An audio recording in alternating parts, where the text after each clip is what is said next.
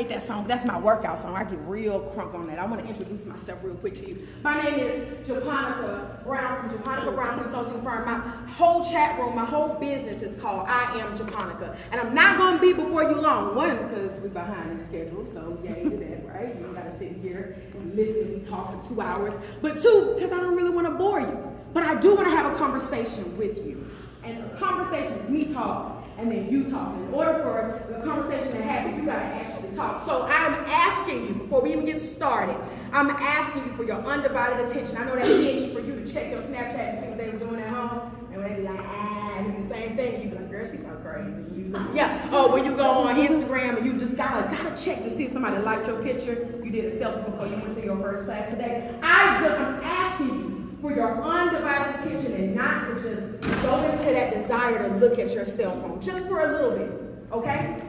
Deal, let me tell you a little bit about myself. I came all the way from Mobile, Alabama, born and raised in Mobile, Alabama. Anybody been in Mobile? All right, y'all drove through to get to Florida, because don't nobody really go to Mobile. You know, or you go to outlets over there in Malvis. Well, I'm from Mobile, Alabama, born to a 16-year-old teen mom, born and raised in Roger Williams Projects.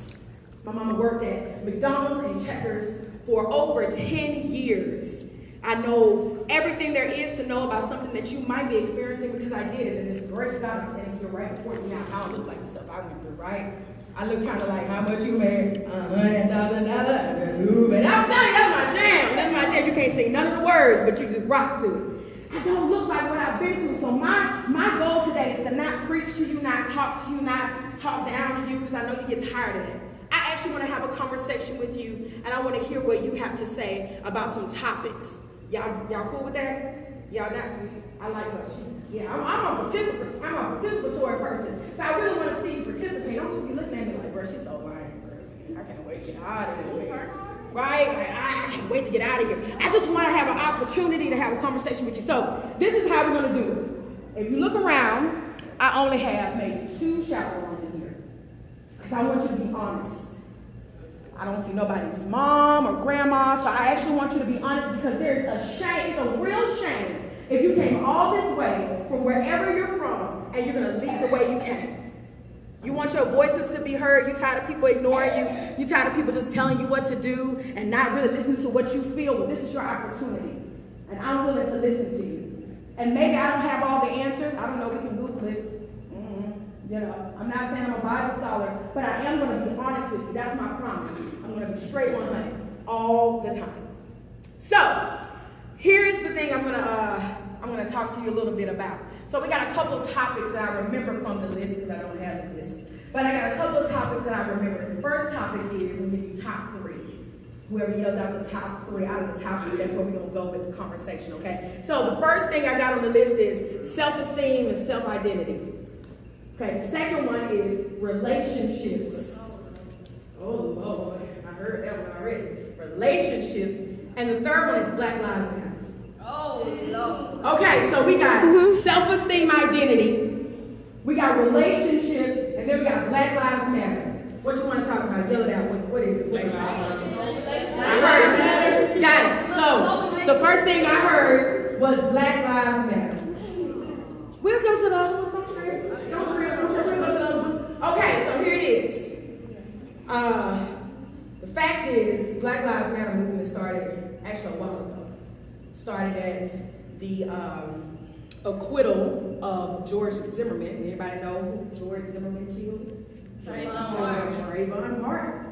Right? And the problem with that was what? Why was there a big issue with the fact?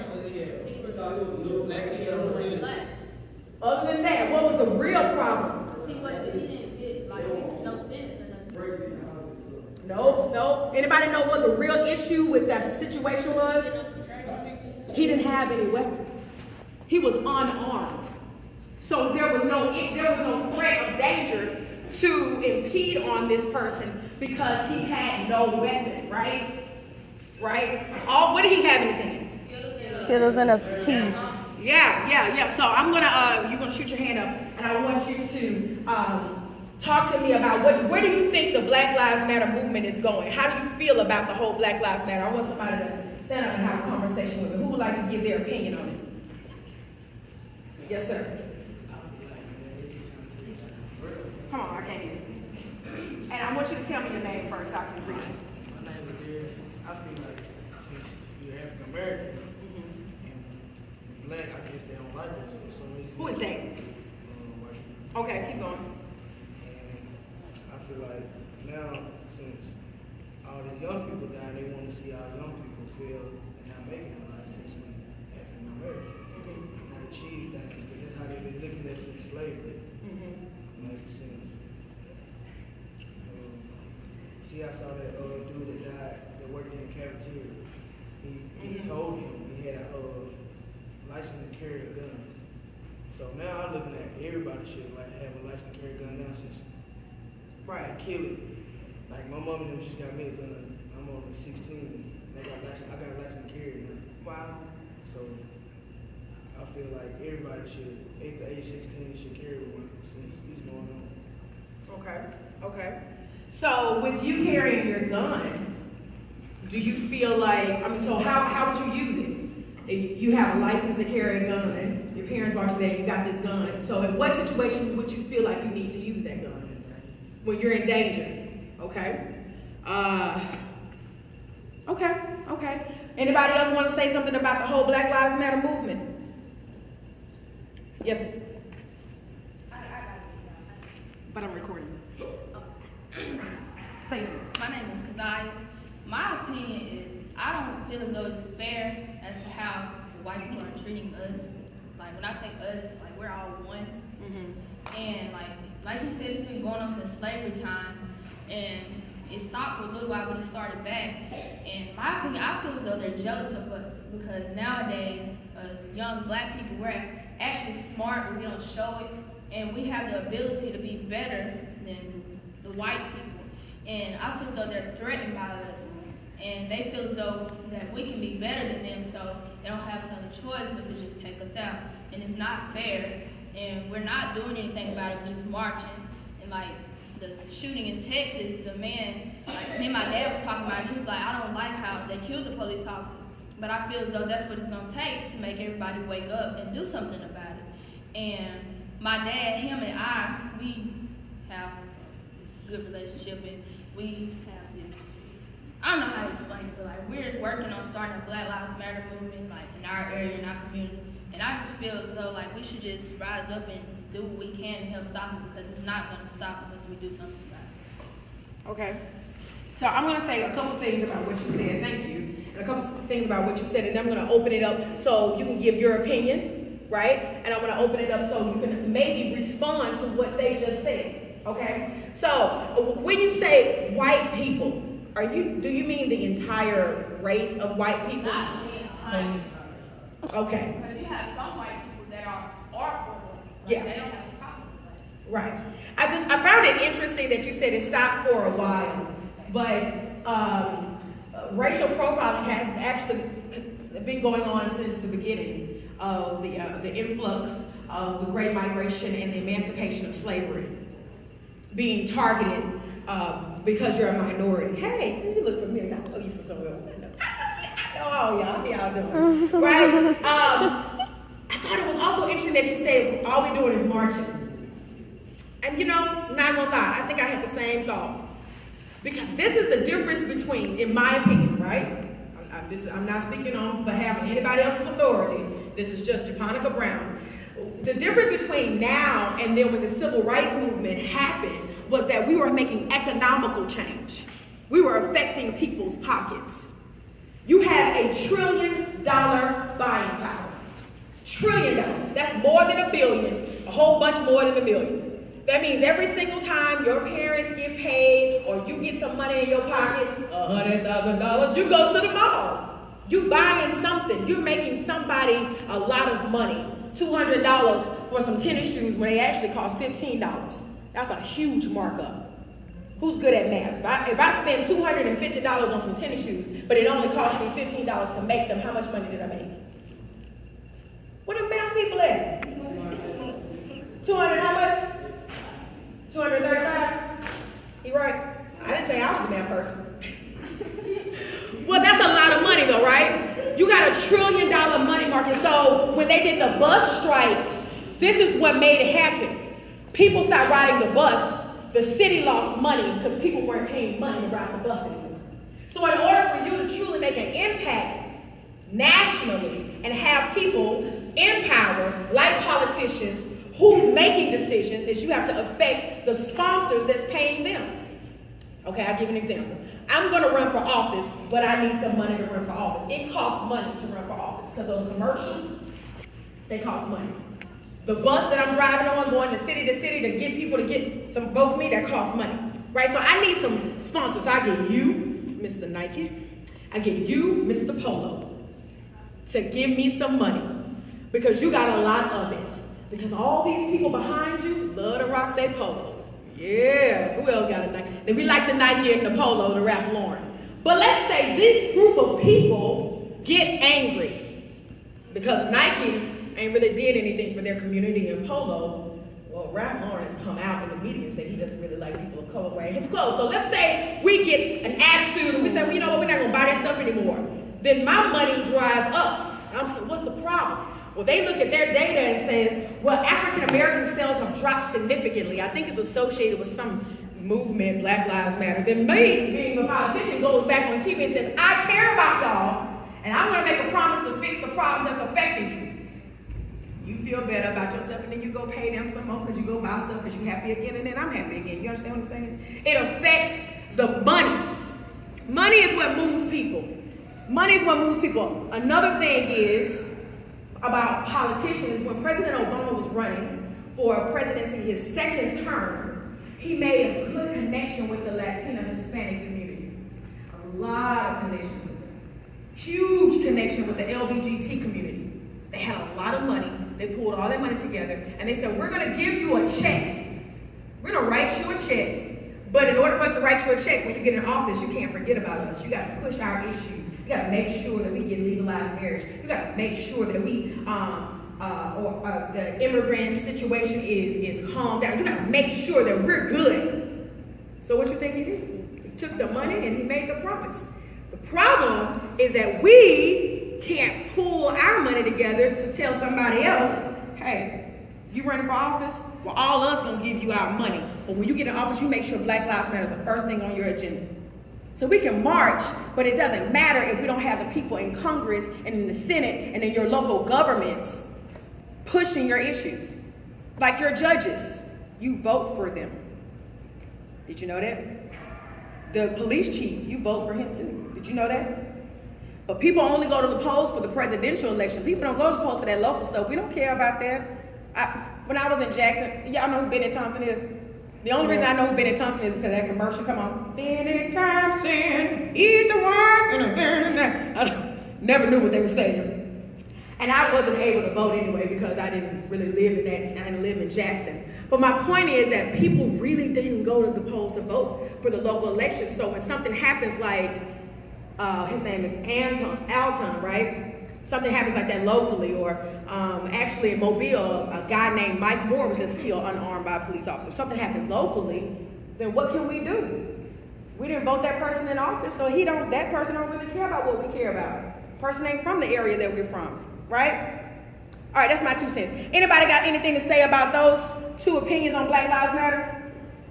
You had something anyway, though, right? All right, cool.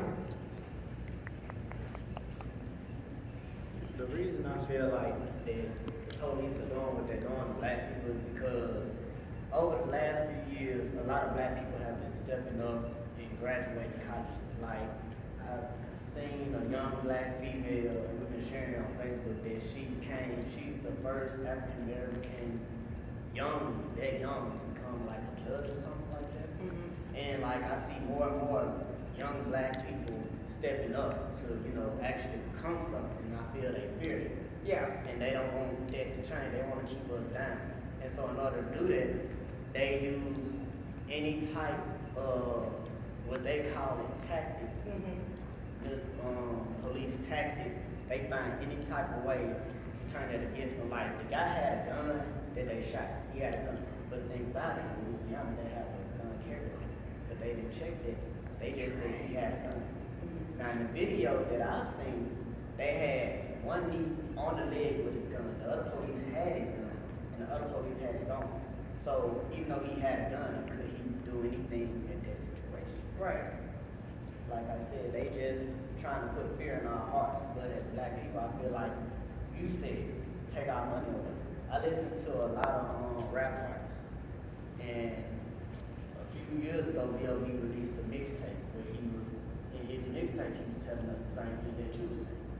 Hit it where it hurts, their pockets. But, no offense to anyone, black people are not smart enough to realize that. A lot of black people aren't.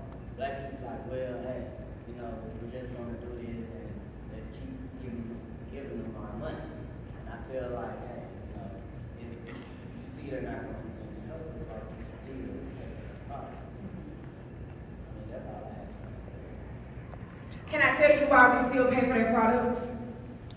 All right. So look, I want to talk to you about two things. The first thing is I want to make sure that everybody knows that they're absolutely, amazingly talented and beautiful.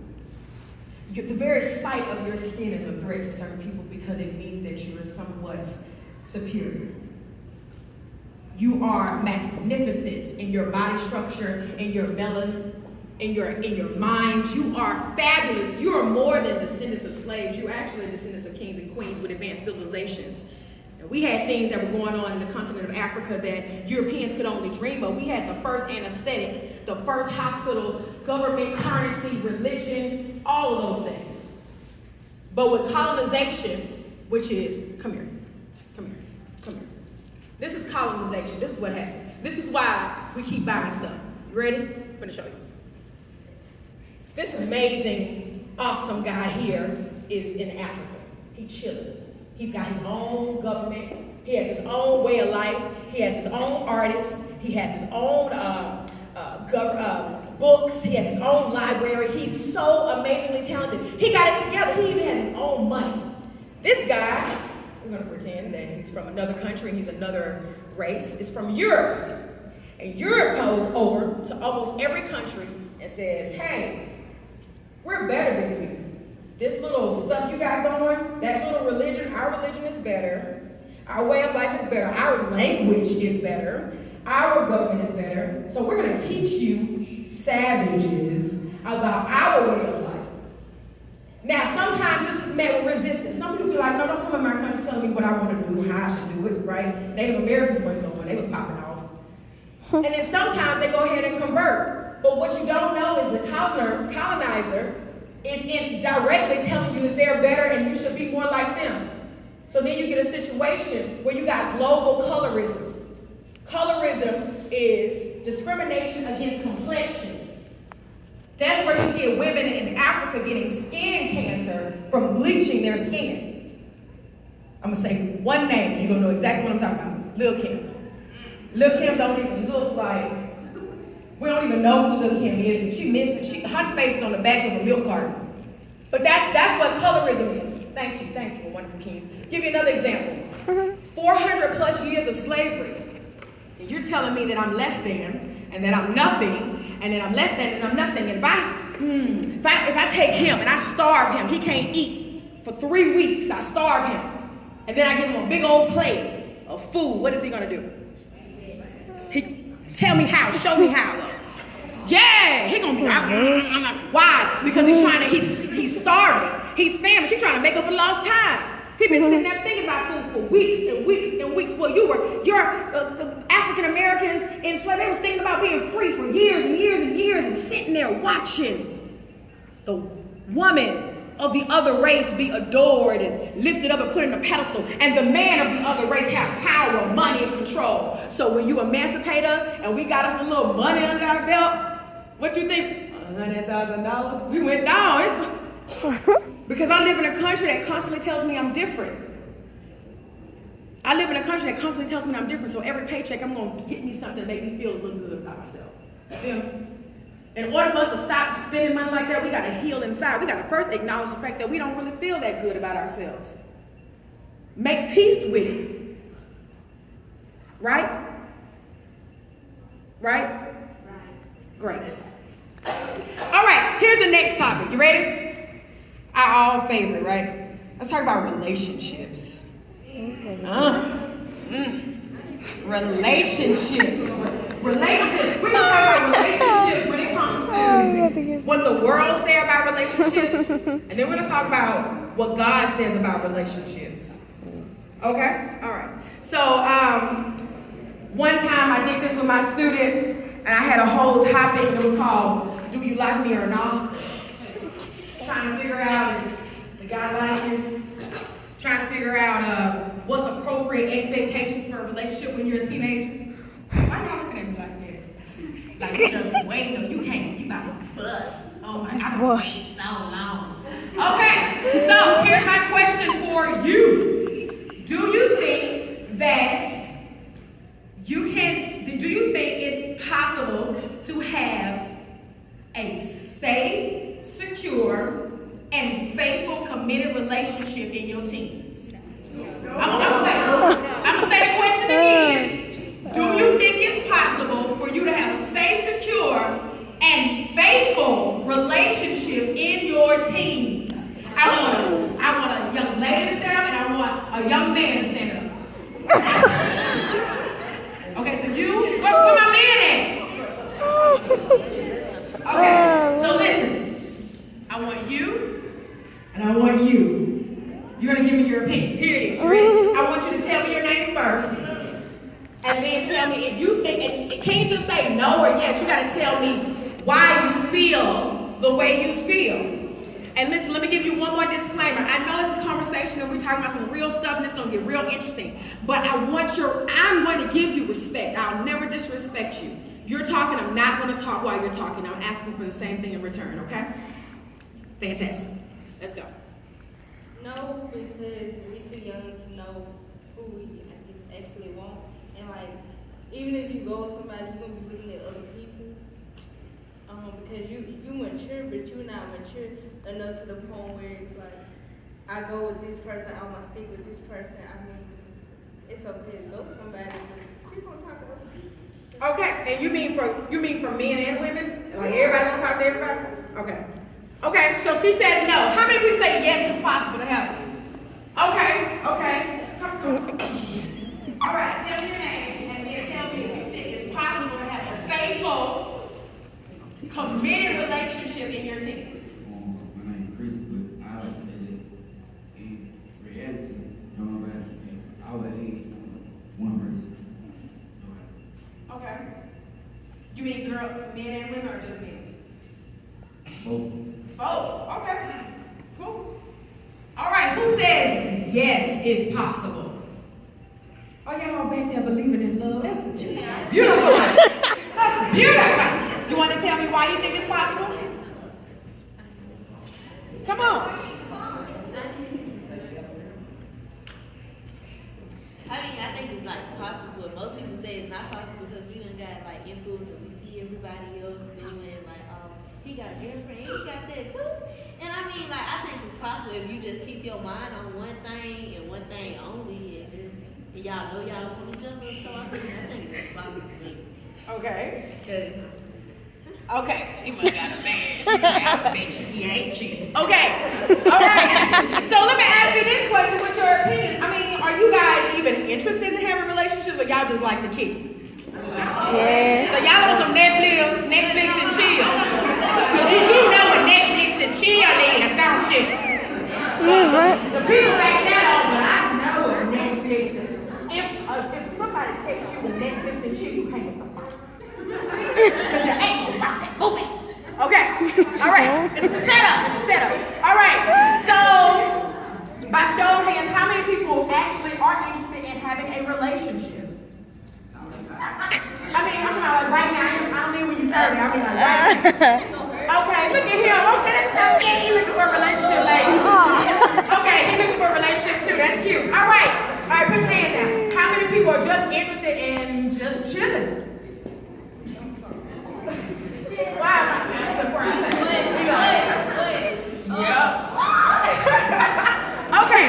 Okay. So listen. Here's the next question.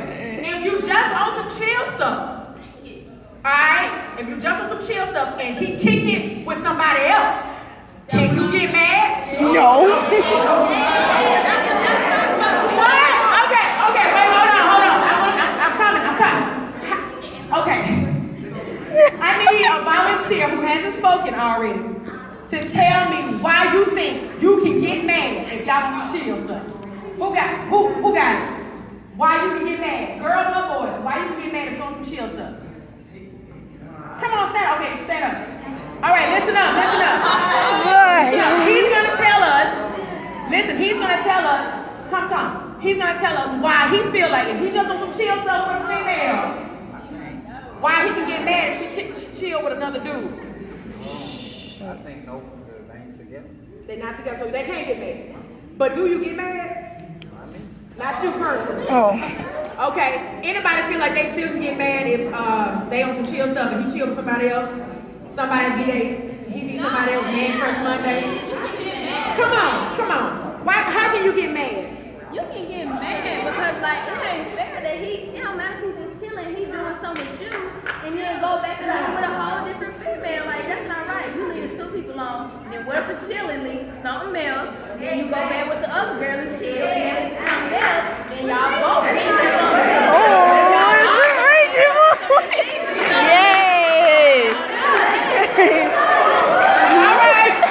Tell me your name again. Keziah said, look, if we Netflix and chilling, you only chilling with me. Like, I don't care what's together or not. You accepted to chill with me, so you're gonna chill with me. You ain't finna chill with no other girl and do something with her that's the same thing you doing with me. Okay, hold on. Wait. So listen, I love the fact, that we're having a conversation. We're gonna have differing opinions, and that's cool. We ain't gonna disrespect each other. We just gonna disagree. Now, I'm a little confused, so break this down for me.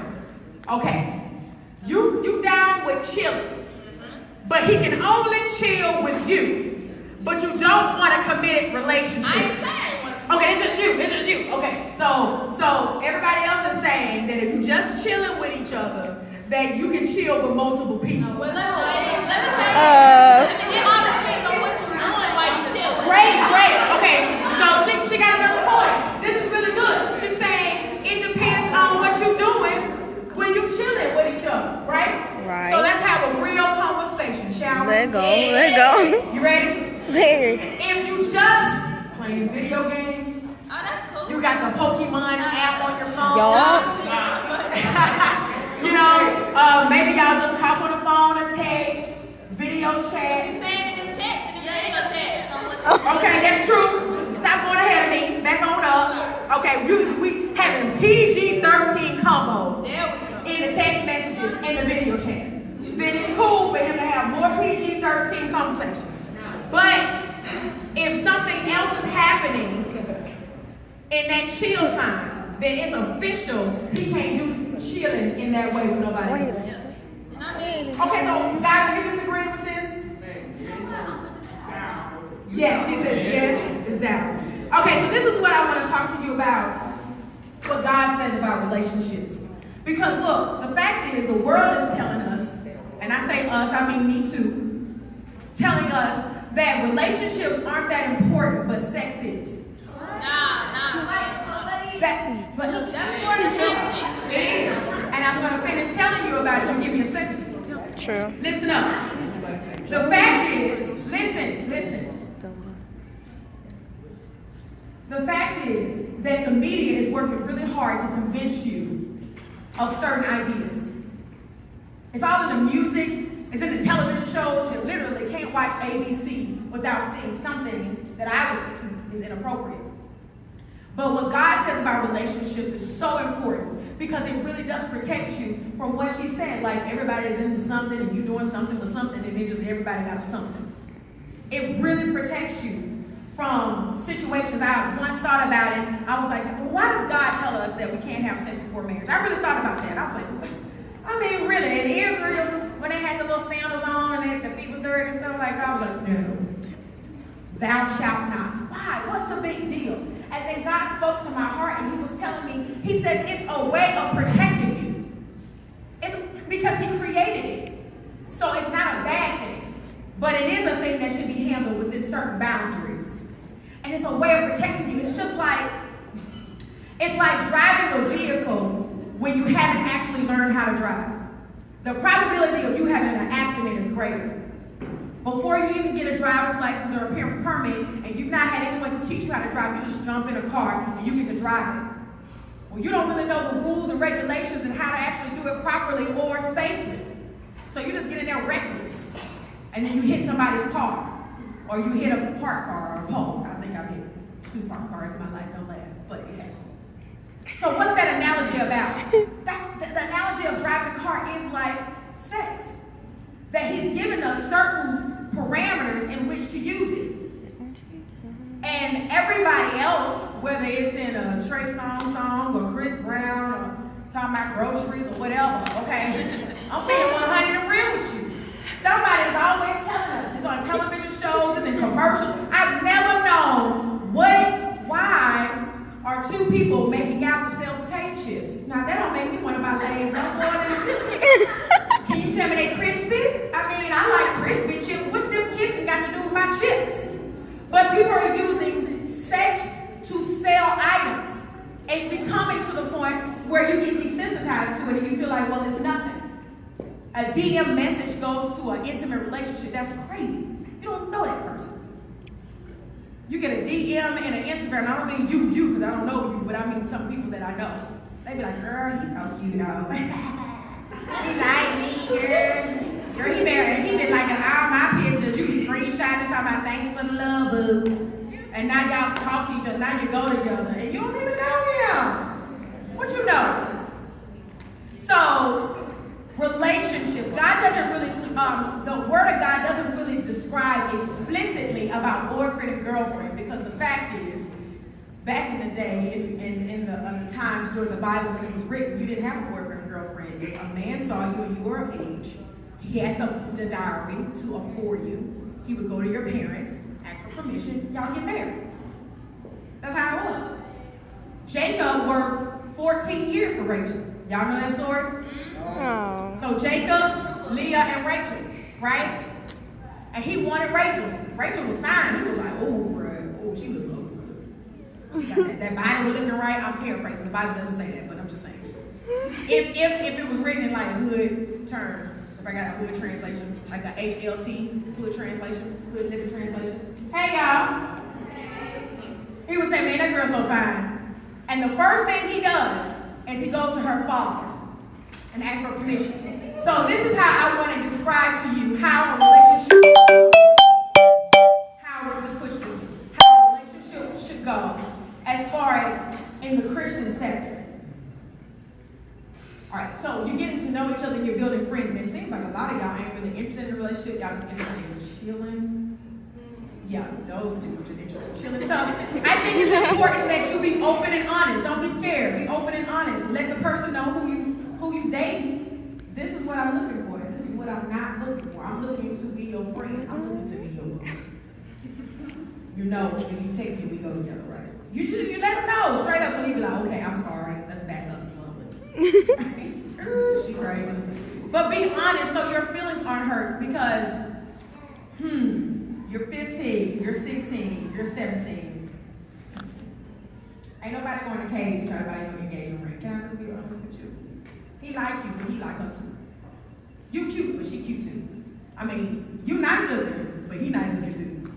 You got swag, but he got a little more swag than you. So have appropriate expectations.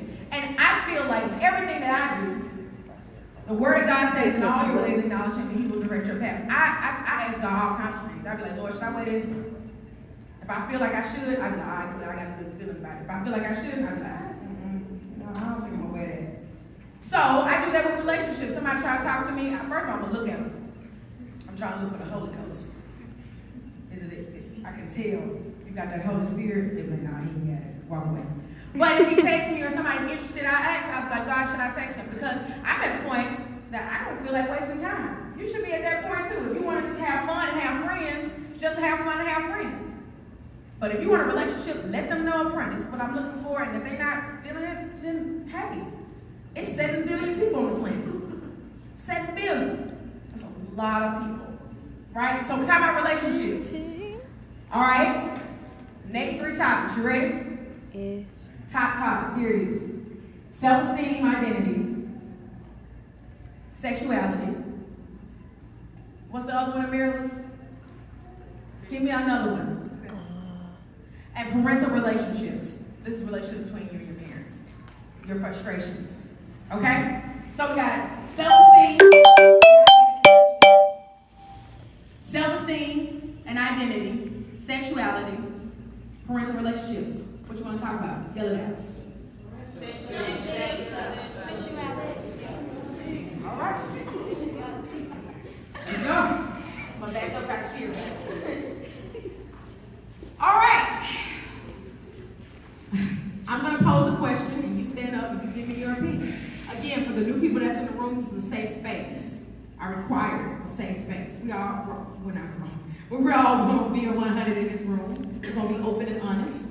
You got 2 chaperones and a photographer. So I just want you to be free to feel like you can give your opinion with no judgment. Here it is. If you disagree with someone, you can disagree. But don't attack the person. Attack the opinion. Use your words to articulate how you disagree.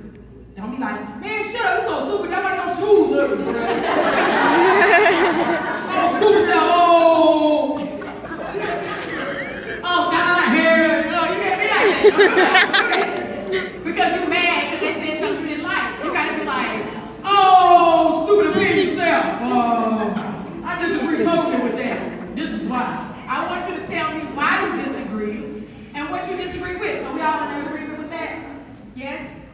Fantastic. Here's the question.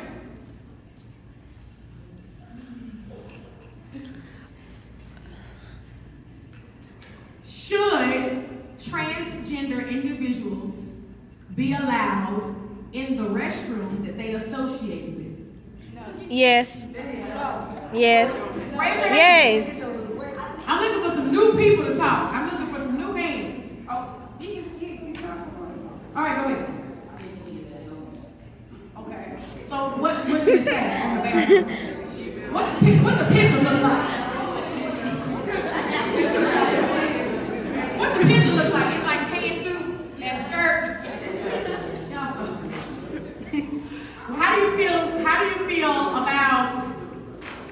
feel about what God says about sexuality?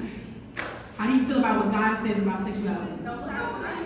I'm not looking over you. I'm just trying to get new people. You got, come on. Well, I can't see you. Yeah, come on. Okay, how do you feel God feels about sexuality? Okay. She says that she believes that God feels like we should love everyone even though they're different. Can you love someone and disagree with them? No. Yes. Yes. Can you love someone and disagree with them? Yes. Can you coexist with people even if you disagree? Yes. Do you feel like our country is created that way? No. Oh, somebody said no. Come on, talk to me. How do you feel that our country isn't made that way? I don't disagree. I'm neutral. I'm talking to you. You don't want to talk to me? I thought we was having a combo. Go ahead. Talking to her. This beautiful queen here. Okay. The statement was, can you disagree with people and still live among them? And I said, was our country made that way? Not really. Can you tell me why? Kind of like gravity, like you know it exists, but you can't explain it. I'm being funny. Okay, so look. Here's the deal. I'm sure, how many of you go to public school? Yeah. So I'm sure you see a whole lot going on in the hallways, and you know a lot of people, right? Right? Yeah. And a lot of people don't behave like you. Okay, chill out. Listen, I'm going to wrap it up very quickly. Just give me a second, okay? All right. But we are supposed to extend love no matter what to everyone. But we don't always have to agree with their lifestyle choices. So how do you minister to someone who's doing something that you feel is against God's will? You know how? Go back to the Bible.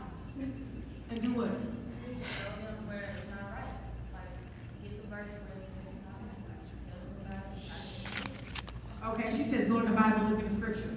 All right, what do you say over here? Y'all got something? No? Okay. I think, in my opinion, the best way to minister to someone is through relationship. Because you're showing them the God that's in you. See, it's like the difference between when your mama tells you to stop, and then when you actually live it for yourself, you have that experience, or maybe you have a friend that went through a similar situation, and you're able to see through her life the very thing that your mom told you not to do, right? It's different than when your mom is dragging her thinking like, oh, you get on my nerves, I'm sick of you. And then when you actually live it. But the best way to minister to people who may be doing something against God's will is to first extend love. Not agree, but you can extend love. And see them see the Jesus in you. You're a walking testament. You're a walking Bible. I don't know a lot of scripture. I mean, I can quote the same little ones that I know. I know almost all of the Lord's Prayer. I know it's kind of embarrassing. I think I went to sleep in Sunday school. But the fact is this. I may not know all the scriptures, but I definitely know God. And my light shines. So people are able to see that. And that's what gets the conversation started. They're like, man, there's just something about you. Oh, okay, hey, how you doing? You're like, I'm good. How are you? Wow, that's a nice smile. Then you start a conversation. And you build a relationship like that. Right? All right, so is homosexuality a sin? No. Okay, is fornication a sin? Yes. Is stealing a sin? Yes. Is gossiping a sin? Yes. Yes.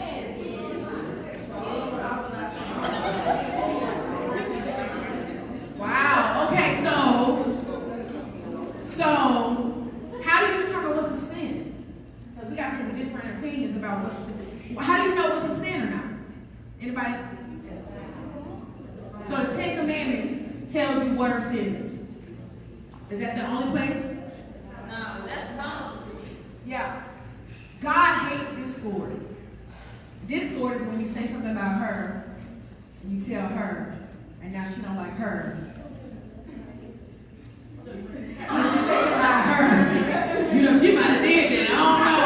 I ain't no prophet, but you know. I ain't say that. I ain't never loved her. I ain't saying about her formation. Okay. But discord, right? Or confusion. God is not the author of confusion. So when you talk about somebody else, and you tell somebody a rumor, or you perpetuate a rumor, that's a sin.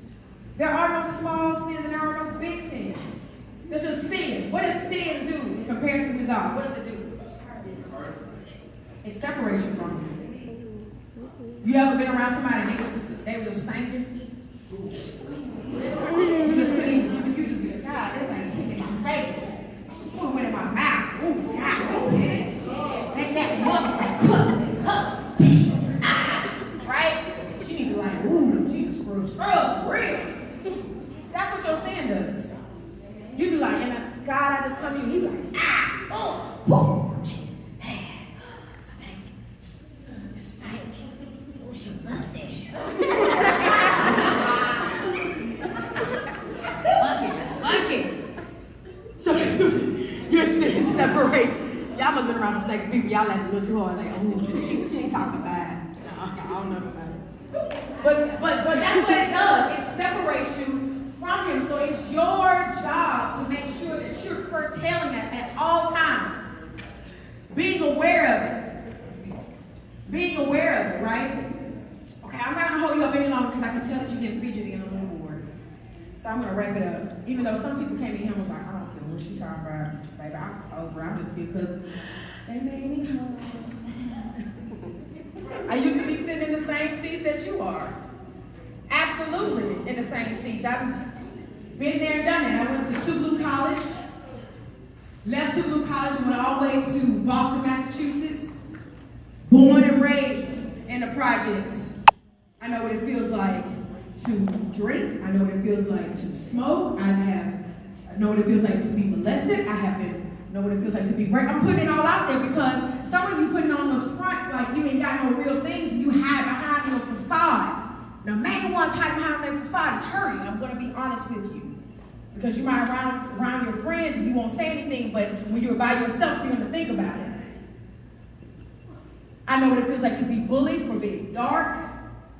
I've been bullied for being skinny. I've been bullied for being fat. It is what it is. But I'm here standing talking to you, not because I'm all that, but because God loved me and he kept me and I cried out to him and he heard my prayer. See, this God that keep preaching to you about and you keep going to church service about and you're just overhearing about is real. Maybe you don't know that for real. Maybe you just only heard about him. You haven't had a personal relationship with him yourself. But he wants you more than anybody wants you. And he's going to love you better than anybody can. Better than any female and better than any male. And this is the great thing about that love is that you don't have to do anything to him for him to give it to you. You don't have to sleep with him for him to love you. You don't have to pay for this love. This love is unconditional and this love is free. Unconditional and free meaning it will never end. Because I've done a lot of things to get a lot of people to like me, but they never liked me long enough. They always end up leaving. So in God, there's freedom. There's freedom.